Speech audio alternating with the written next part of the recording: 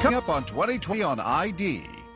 A popular teenager walks into the grocery store where he works, but he doesn't walk out. Where'd he go? There's somebody who knows exactly what happened. No body, no weapon, but there was a murder and a revolving door of suspects. Stock boys with a past. One admits he was there. I hit Ryan a few times. I thought I knocked him out. So why is this man behind bars? I'm not a criminal. It's all made up. And what secrets does this town hold? There are rumors that Mario Cacharo was selling drugs. I think he coerced my son to working for him, and things got out of hand. Families fighting for their sons. That is a big holdup, big time. There was no DNA, no witnesses, and no motive. And a blood-sniffing crusader takes us inside a cold case. Push his hand like this. Interrogation tapes and new evidence, she says, points to the real killer. Comes up behind him like this and cuts his throat. Mystery in a small town. Welcome to 2020 on ID. I'm John Quinones. It's a tragic story that happens all too often. A well-liked kid heads off to a very familiar place and is never seen again. But what makes the case of Brian Carrick even more haunting is the belief that he was harmed by someone he knew, and lingering questions of whether the man behind bars is the real killer.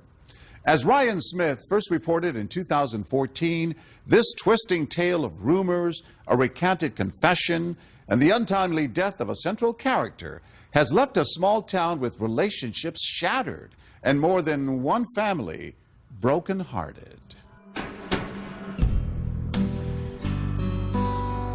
The village of Johnsburg, Illinois, the essence of small-town America, a flag-waving heartland some 50 miles outside of Chicago, a conservative community where tradition reigns and nostalgia is embraced. Some call this Mayberry of the Midwest. There's a lot of farms out there still, and then there's some subdivisions that have crept in. You got the grocery store, bowling alley. Very simple, very just kind of easy.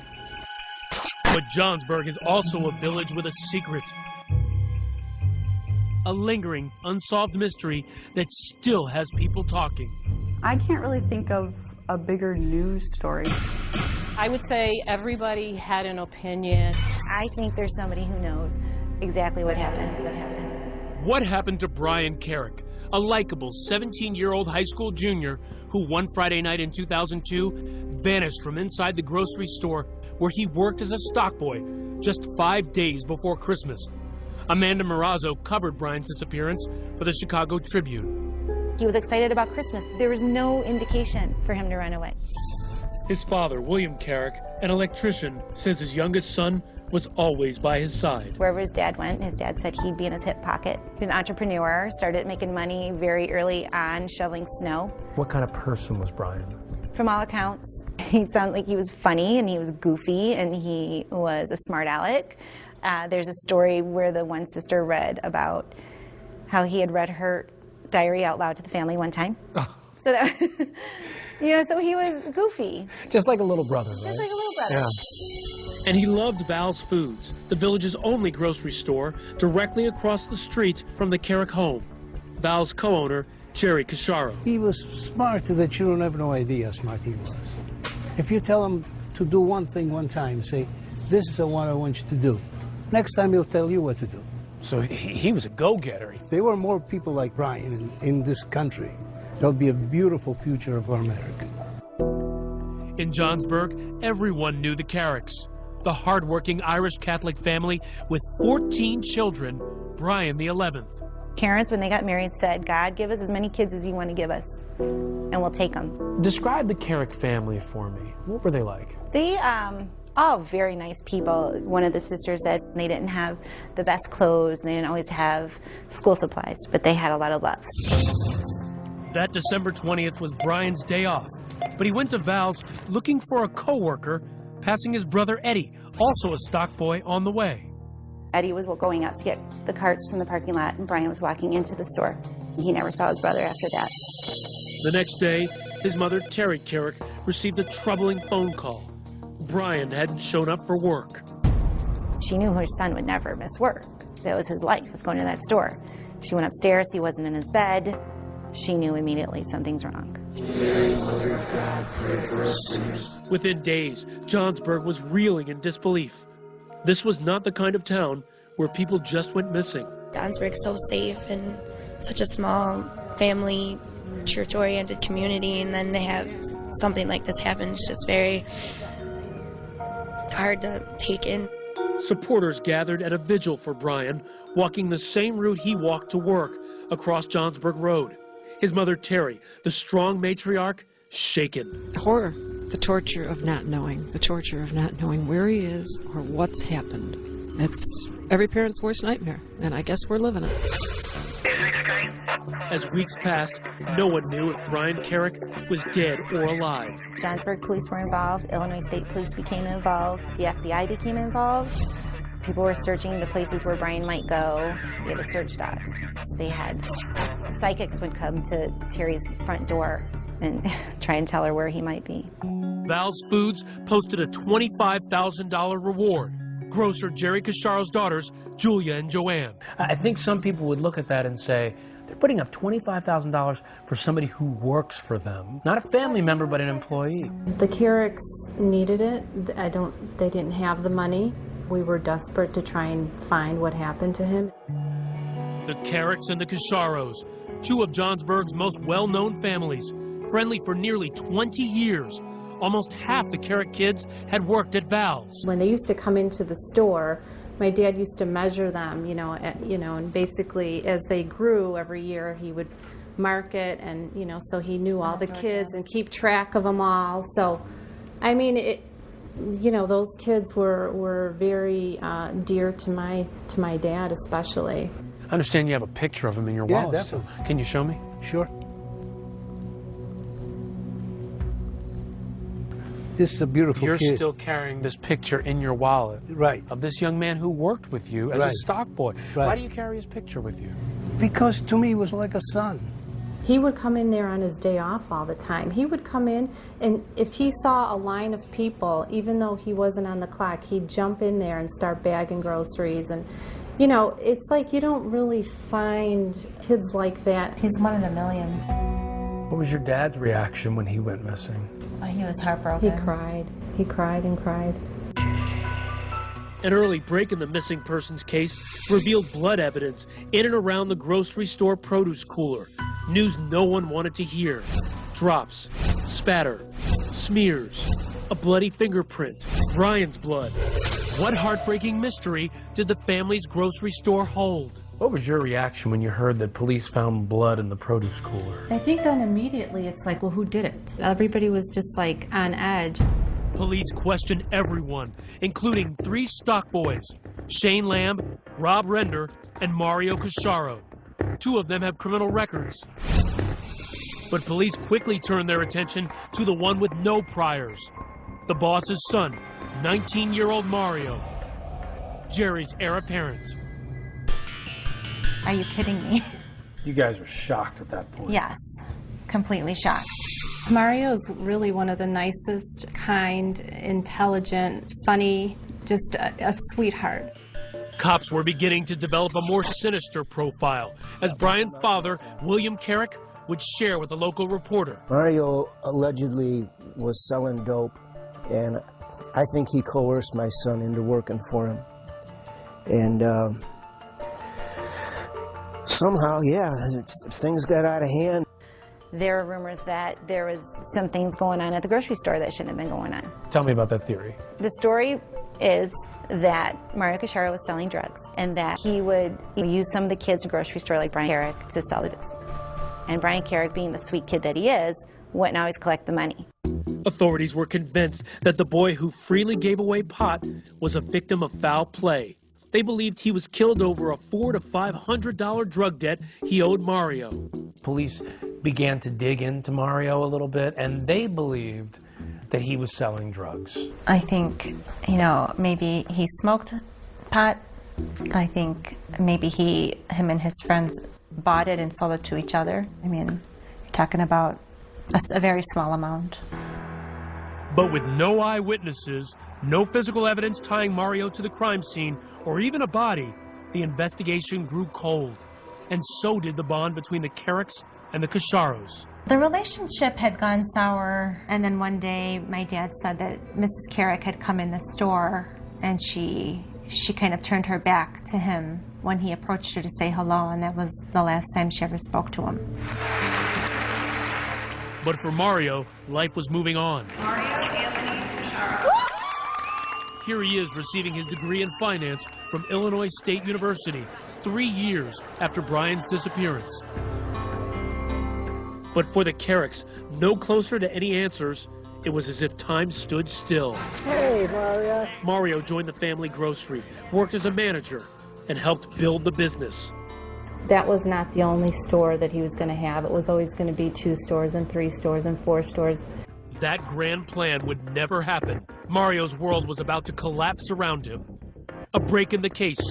This stock boy, Shane Lamb, would change everything with a tale of violence in the produce cooler the night Brian vanished.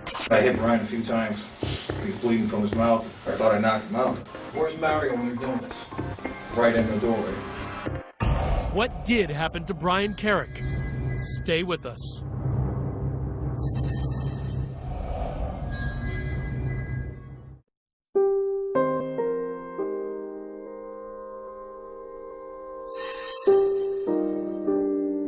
I would like to thank everybody for attending tonight. A toast to prosperity and future.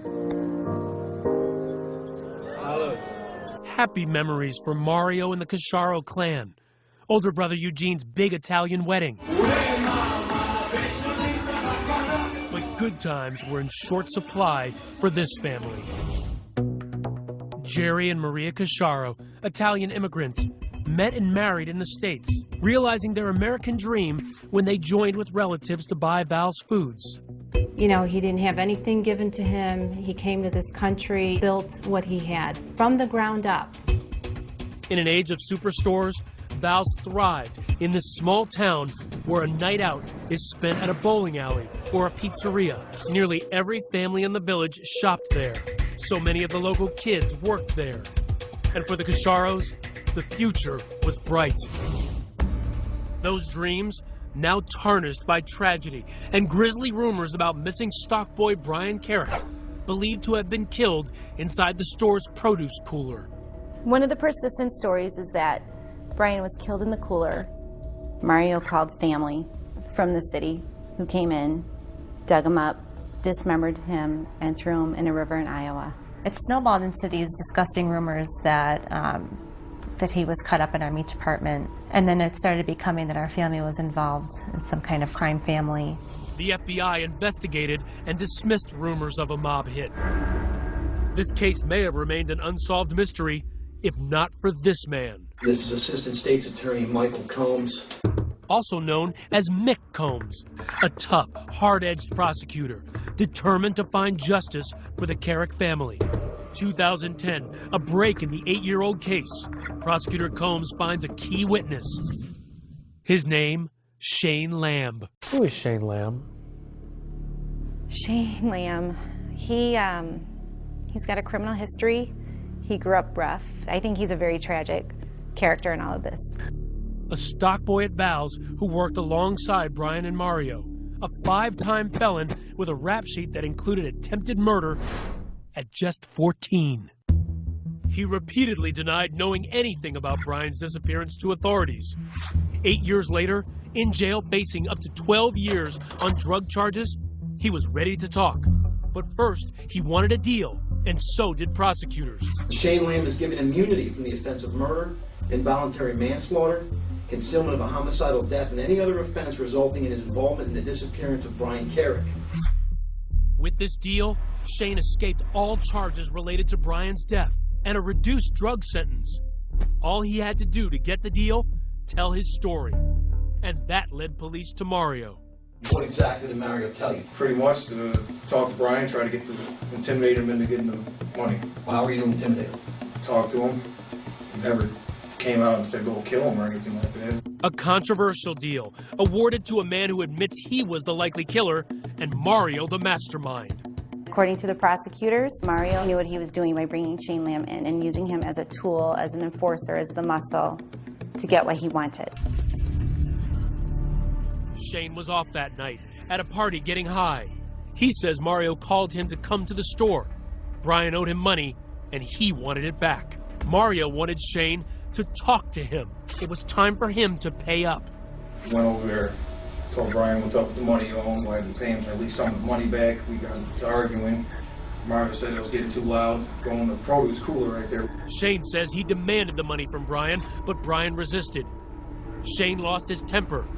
Things turned violent. I hit Brian a few times. He was bleeding from his mouth. He fell out. How hard did you hit him? Thought I knocked him out, that was it. Where's Mario when you're doing this? Right in the doorway. Knocked unconscious, not sure if Brian was dead or alive, Shane says Mario told him to leave the grocery store. He said, go ahead, I'll handle this. I left, went back to a party. Armed with Shane's version of what happened, prosecutors arrest Mario for killing family friend Brian Carrick. A small victory for Bill Carrick, reminded daily of the store across the street on Johnsburg Road, a moment Terry Carrick would not live to see when she died in 2009. For the Cacharo family, it was a moment of utter disbelief. I wanted justice for the Carricks, but they got the wrong guy. Mario and Shane, the mastermind and the muscle, according to the prosecution's theory. Though Shane says Mario never laid a hand on Brian, never ordered him hurt, prosecutors insist he's guilty of the rare charge of murder with intimidation. To them, just by uttering the words, "talk to him," Mario Cacharo sicked a weapon of destruction on Brian and was responsible for everything that followed, including Brian's murder. Had you ever heard of this kind of charge before? No. Had it ever It's been very used rare. before? From my understanding, it hasn't. An aggressive move, the charge never before used in Illinois state history. Mario pled not guilty. The case goes to trial. After 12 hours, jurors were deadlocked, 11-1 in favor of the prosecution. A hung jury. Sometimes lay people struggle with one person being legally accountable for the actions of another. When you learned that it was a hung jury, what were you thinking? Frustrated, just like the Carricks were.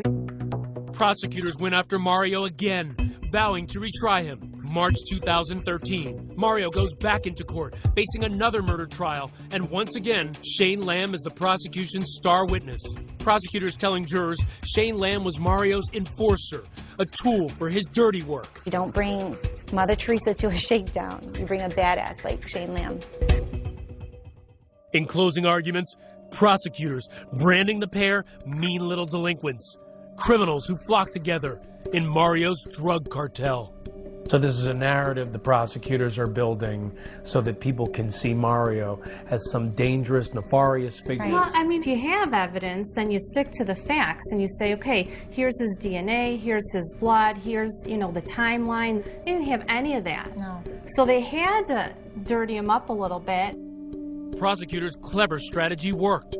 Juror Melina McVicker. He kind of looked more like the spoiled rich kid that was trying to be like a little mini gangster or something. The man who didn't say a word throughout 2 murder trials decided to speak only to 2020. But why now? Did you kill Brian Carrick? Stay with us.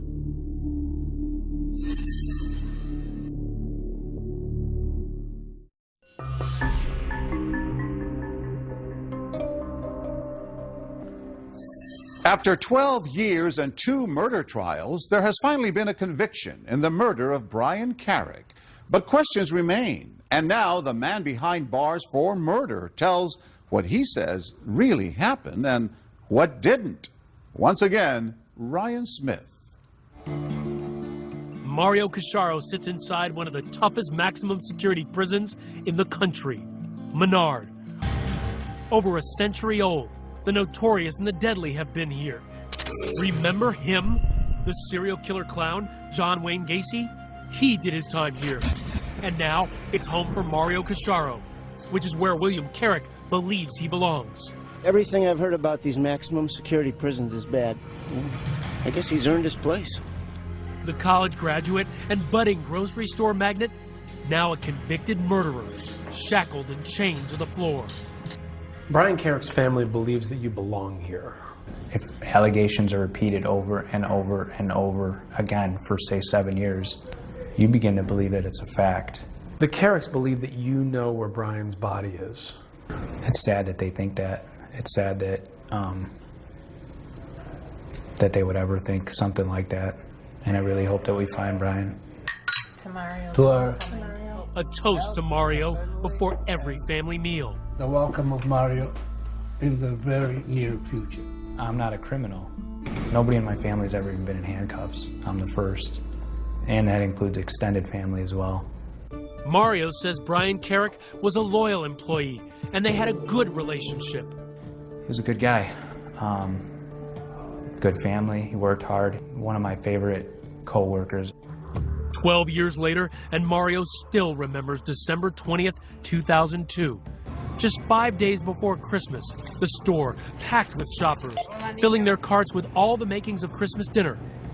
It was Brian's day off, but he showed up that evening around 6:30 asking for another stock boy, Robert Render. Brian suspected Rob was stealing alcohol from the store. Jacob Keppel, now a tax accountant, was once a stock boy too. In the weeks leading up to Brian's disappearance, Rob was under suspicion of stealing alcohol from Val's. And I was present for a conversation between Brian and Rob in which Brian stated to Rob, I know you've stolen alcohol from here in the past, and if I catch you doing it again, I'll turn you in. And what did Rob say back to him when he said that? I don't think he did have a response. Brian was looking for Rob Render and had asked me if I seen him, and hey, where is this guy? And I paged him, and that was the last time I seen him. After seeing Brian, Mario says he picked up a pizza nearby, sharing it with employees in the break room, clear across the other side of the store from the produce cooler. That's his alibi. Mario says he helped close the store, as usual, at 8. Both the defense and prosecutors believe Brian was murdered before closing time. Did you kill Brian Carrick? Absolutely not. Are you responsible in any way for his death? No. As for the prosecution's claims that the man who put him in prison with his testimony, Shane Lamb, was called to the store that night to talk to Brian. So this is important because police believe that sometime you call Shane Lamb. Did you ever call him? No. We actually gave them my phone records and showed them that there was no call. On your urging of talk to him, has an altercation with Brian Carrick, punches him a few times, lays him out. You tell Shane, go, I'll take care of this. Any truth to that? Not at all. I didn't even see Shane in the building that evening. Why would I say, yeah, buddy, let me take care of this for you? I don't even know that kid. Let me just take care of a murder for you. Be serious, you know what I mean? He questions why anyone would believe he'd take a murder rap for Shane Lamb, who'd only worked at the store for a few months after a 2-year stint in juvie for attempted murder. But what about the witnesses who testified Mario sold pot? Did you ever sell drugs? There were times that when I was smoking pot that I would, I guess, sell people pot out of my personal stash, but it wasn't anything that it wasn't like a criminal enterprise. Did Brian ever sell pot for you? No. Did Brian ever owe you money from selling pot? No. So this claim about him owing you $400 or $500, and that's why you had Shane talk to him? It's all made up. They took something that's very small amounts of marijuana and made it seem like it was a huge criminal enterprise. They actually went so far as to say I was a drug cartel and kingpin. That's significantly different than smoking some weed with your friends. Former local reporter Sarah Strzelka agrees. There were multiple people who got up on the stand and said that they had bought, pot from Brian or bought pot from Mario or whatever it may have been. But this wasn't a cartel. It wasn't some big drug empire. It was high school kids buying a little bit of pot here and there. You didn't testify at your trial. How do you feel about that decision now? I think it was the wrong decision. I wanted to do it at the time. I was just advised not to. His future was in the jury's hands, and they never heard from him. That may have cost Mario his freedom. The verdict. What's going through your mind as you're waiting for that verdict in the second trial? What is taking so long? What are they thinking about? What could they possibly have found to be credible that they've seen? Did you think at that point you were going home with your family? Yeah, sure did. How firm was your belief that you were going home? 99. Going home wouldn't be in the cards. A guilty verdict. Mario's mother's outrage, caught by local news cameras. My son is innocent. There's a big holdup, big time. His family sobbed. His father wailed. Mario is confident the whole time his hat was up, and then he just dropped his head. He was shocked and thought he would never be convicted. There's no physical evidence. It was heart-wrenching. It was if Mario had died. People were sending flowers. People were just coming in to hug us, and it was such a surreal, emotional experience. It's like an experience I can't even explain to you. Can you make it through 26 years in here? I don't want to. I mean, if I have to, I will find a way, but I don't want to. I don't want to sit every day thinking about how did I get here? Because it's, I don't have the answers. You know what I mean? Next, enter this woman. She's on the trail of evidence never brought to trial and a new suspect. I didn't do anything, I don't know anything. Renner comes up behind him like this and cuts his throat. Stay with us.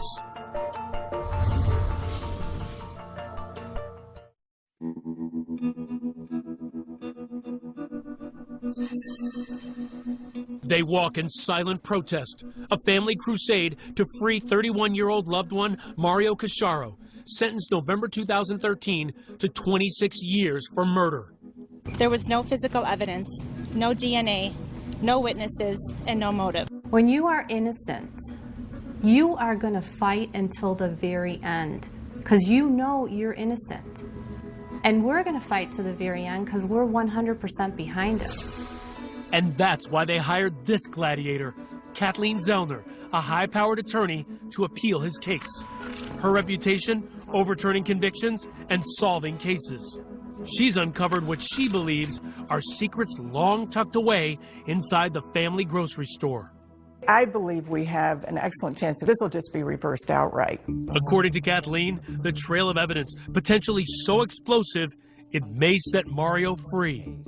She believes the evidence leads not to Mario, not to Shane Lamb, but to one man, Rob Render, an early suspect in the case, that stock boy Brian accused of stealing alcohol from the grocery store, and the one Brian was looking for the day he vanished.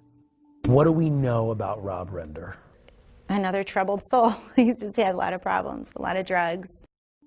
For Kathleen, the case begins with the physical evidence, the blood at the crime scene. Rob Render's blood was there, and his was the only blood that was ever found aside from Brian's. We know that Rob Render and Brian Carrick had an altercation because both of their blood is right there at the crime scene. For her, the crime scene tells the story. Look at these photo exhibits. While Brian's blood is in the hallway leading to the cooler, Rob Render's bloody fingerprint is on the cooler door handle. And inside the door, more of Rob Render's blood. When police questioned Rob, he insisted he wasn't there. I didn't do anything, I don't know anything. It's like, you know, it's just... They asked Rob if he wasn't there, why was his blood? Maybe I cut my finger. Hey, who knows? Maybe I bit my nail so bad because I do that it bled a little bit and I put my thumb in the door. There's no way that this amount of blood could have been left by Rob Render by biting his nails. You'd have to be a hemophiliac. You'd have to have a clotting disorder. And for Kathleen, the motive. Brian turned in Rob for stealing booze, ridiculed him at work for being weak. And according to Jacob Keppel, another stock boy in the store, Rob was in debt to Brian for pot. Brian had told Rob, if you don't have it by Friday, it's $60. And to me, that meant if you don't have the $30 you owe me for weed by Friday, then it's double. Next, opportunity. Where was Rob Render that night? Kathleen contends that other employees said Rob was nowhere to be found for nearly 2 hours.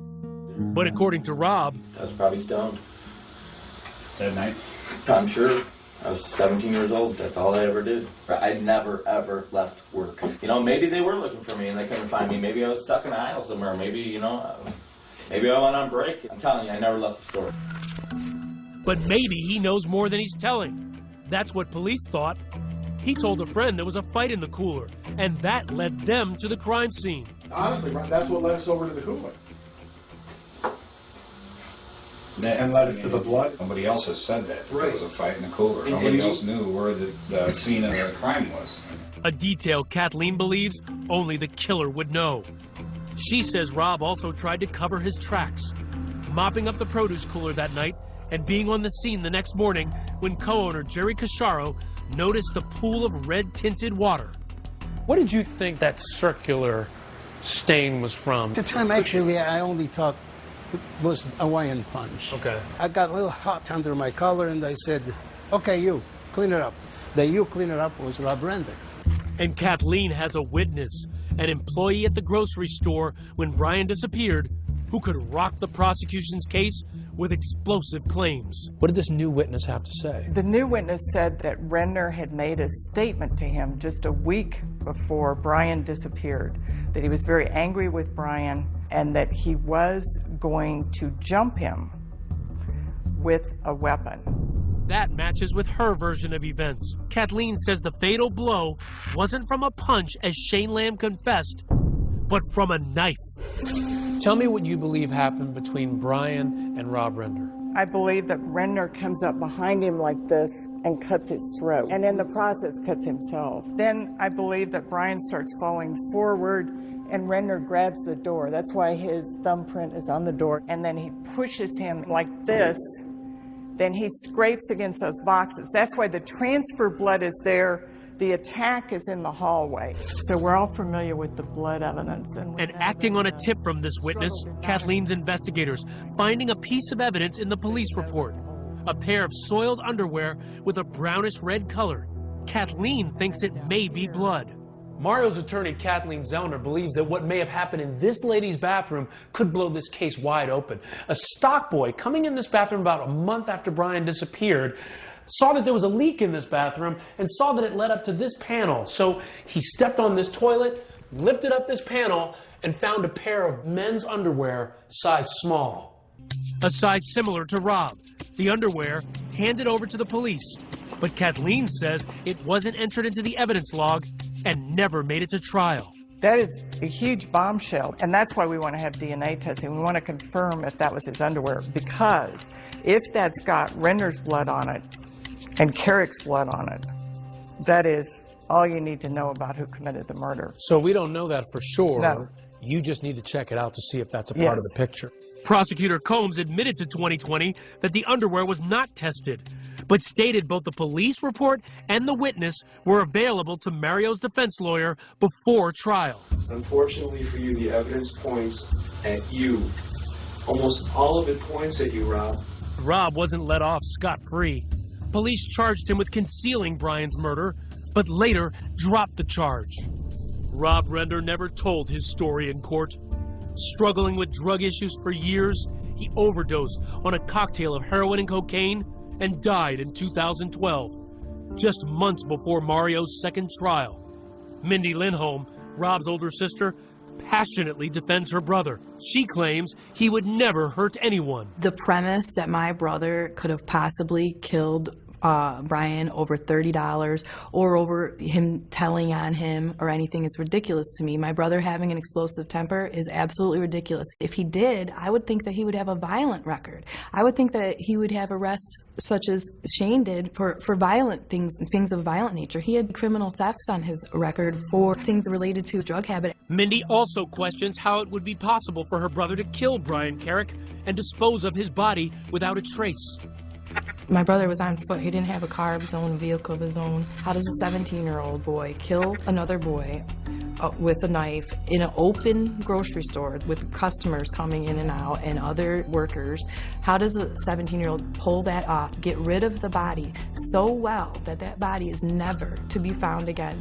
And she accuses Kathleen Zellner of scapegoating her dead brother. I asked him, what he knew about it, and he said he wasn't there, and he didn't know what happened. It's a convenient story for an appeals case because my brother's not here to defend himself, but I do not believe that my brother had anything to do with Brian Carrick's disappearance or the cover-up of his disappearance. I'm sure prosecutors will say this is a classic case of blaming the dead guy. To me, that's meaningless. Just say blame the dead guy. Doesn't mean dead guys didn't commit murders. The only person that really dislikes Brian Carrick is Renner. The only person that owes money to Brian Carrick is Renner. The only person who's ever described wanting to jump him with a weapon is Renner. And the only person in that back hallway is Renner. Next, the state's star witness, Shane Lamb, the man who put Mario Casciaro behind bars, does a shocking about-face. All of it was false. Every single thing the state's attorney set it up. Stay with us.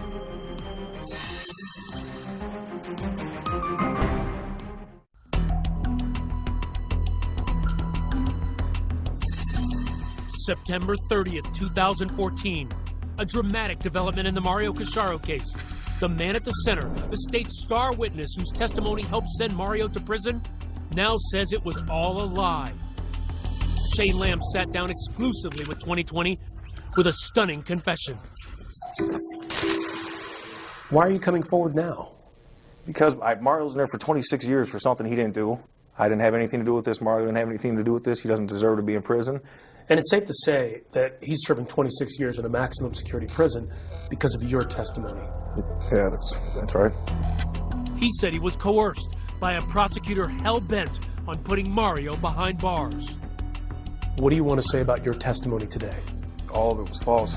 Every single thing the state's attorney set it up.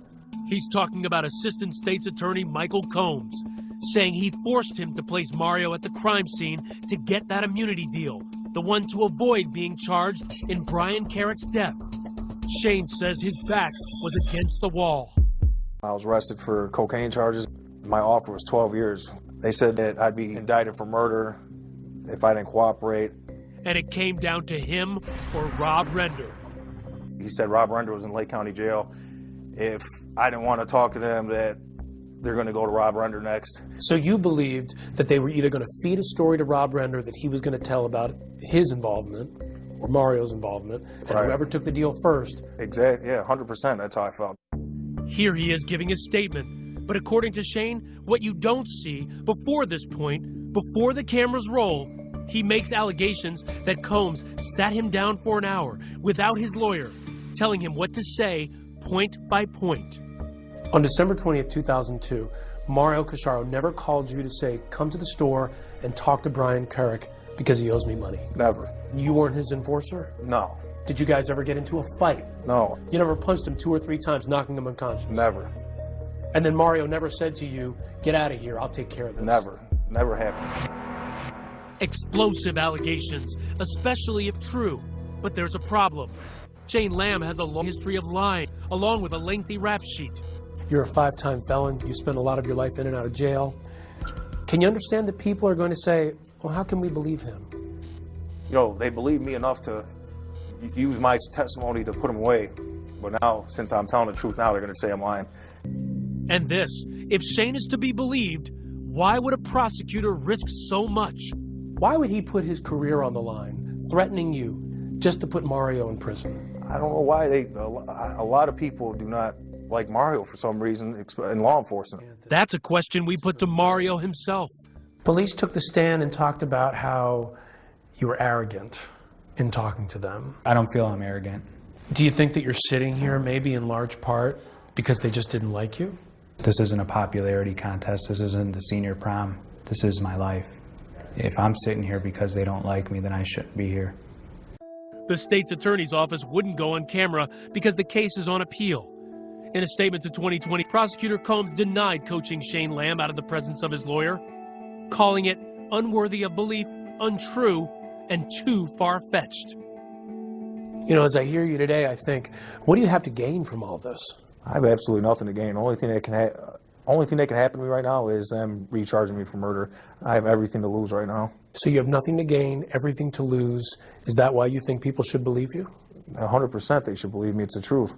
How does this change your defense of Mario? It dramatically changes it. The witness statement about Renner's plan to attack Brian Carrick, combined with Shane Lamb recanting everything, he was the whole case. I mean, he was the only person that was responsible for Mario being convicted. But then, who killed Brian Carrick? All 3 stock boys tell a different story. Shane Lamb now says he was never at the store that night, and no co-workers placed him there either. Mario Casciaro claims he was eating pizza in the break room. And before his death, Rob Render proclaimed his innocence. And Brian Carrick's body has never been found. Where'd he go? People don't disappear. People don't just get sucked up and disappear.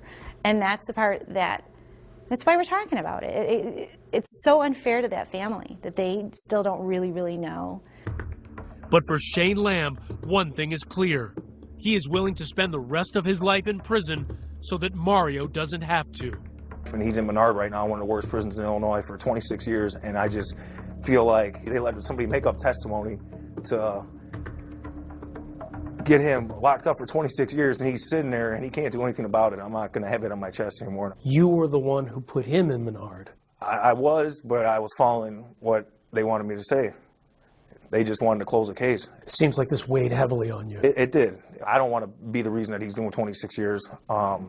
If, you know, Mario was watching this, I just want to tell him I'm sorry. His family, I'm sorry.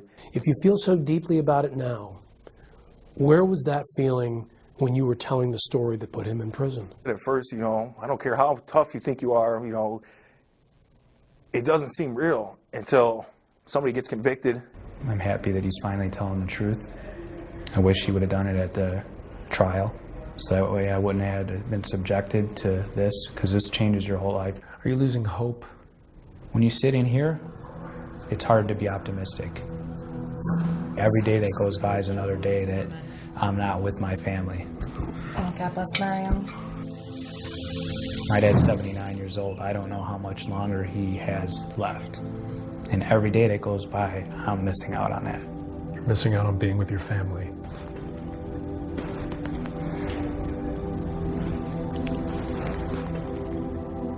We lost Brian. We're not going to get him back. And then the only thing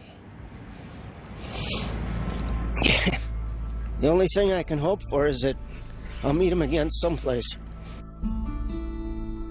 Two families in pain and seeking justice for their loved ones. But has justice been served? Where Brian Carrick is remains the mystery on Johnsburg Road.